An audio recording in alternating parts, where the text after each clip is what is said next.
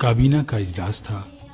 ADC نے پوچھا، سر اجلاس میں چائے سرو کی جائے یا کافی؟ چونک کر سر اٹھایا اور سخت لہجے میں فرمایا، یہ لوگ گھروں سے چائے کافی پی کر نہیں آئیں گے؟ ADC گھبرا گیا۔ آپ نے بات جاری رکھی، جس وزیر نے چائے کافی پینی ہو وہ گھر سے پی کر آئے یا پھر واپس گھر جا کر پیے۔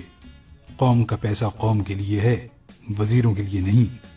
اس حکم کے بعد جب تک وہ برسر اقتدار رہے، کابینہ کے اجلاسوں میں سادے پانی کے سوا کچھ صرف نہ کیا گیا۔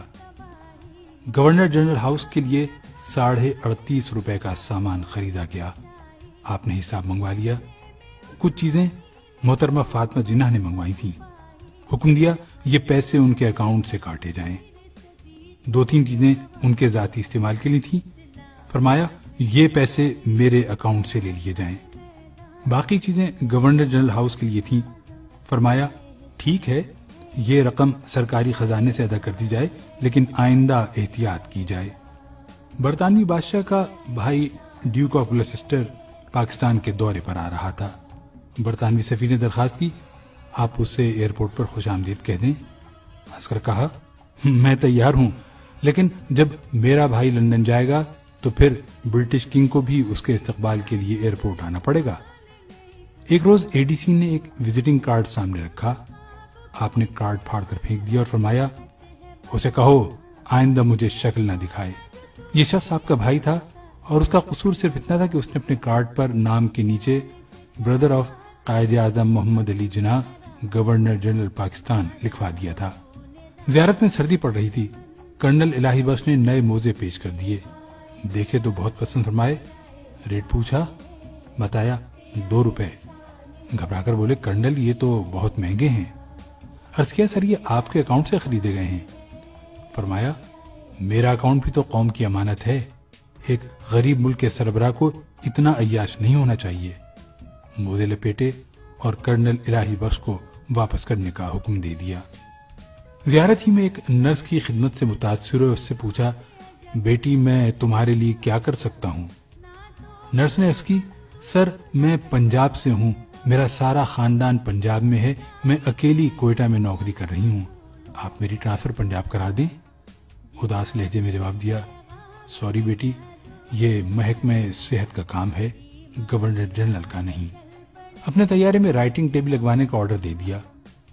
فائل وزارت خزانہ پہنچی تو وزیر خزانہ نے اجازت تو دے دی، لیکن یہ نوٹ لکھ دیا، گورنر جنرل اس قسم کے احکامات سے پہلے وزارت خزانہ سے اجازت کے پابند ہیں۔ آپ کو معلوم ہوا تو وزارت خزانہ سے تحریری معذرت کی اور اپنا حکم منسوخ کر دیا۔ اور رہا پھاٹک والا قصہ تو کون نہیں جانتا۔ گل حسن نے آپ کی گاڑی گزارنے کے لیے ریلوے کا پھاٹک کھلوا دیا۔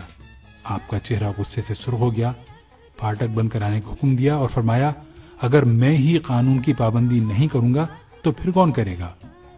یہ آج سے 65 برس پہلے کا پاکستان تھا، وہ پاکستان جس کے سربراہ محمد علی جناح تھے۔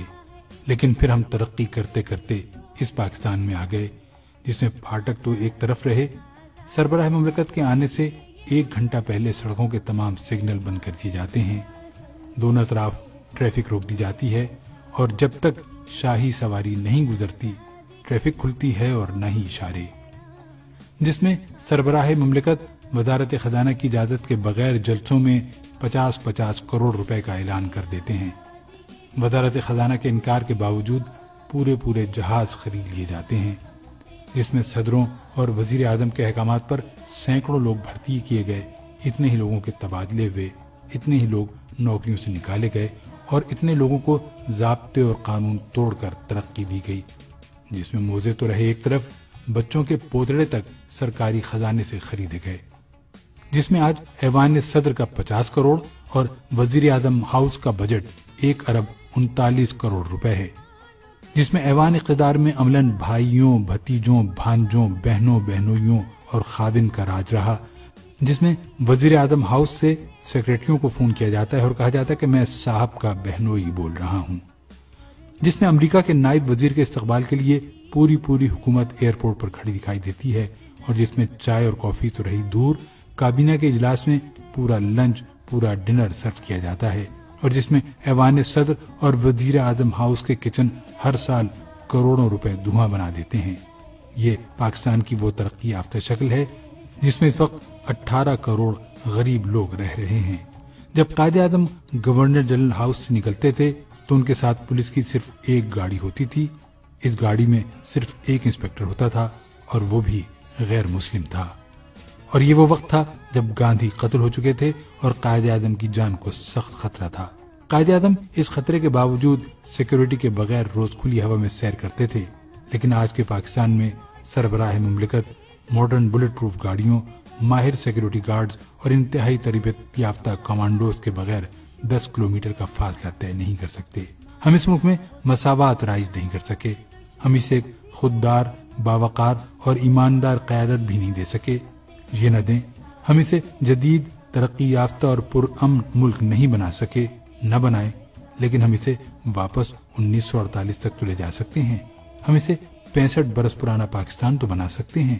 کوئی ہے جو ہم سے یہ ترقی، یہ خوشحالی اور یہ عروج لے لے اور ہمیں ہمارا پسماندہ، غریب اور غیر ترقی یافتہ پاکستان واپس کر دے، جو ہمیں قائد اعظم کا پاکستان واپس کر دے کہ اس ملک کے 18 کروڑ عوام کو 2012 کے بجائے 1948 کا پاکستان چاہیے۔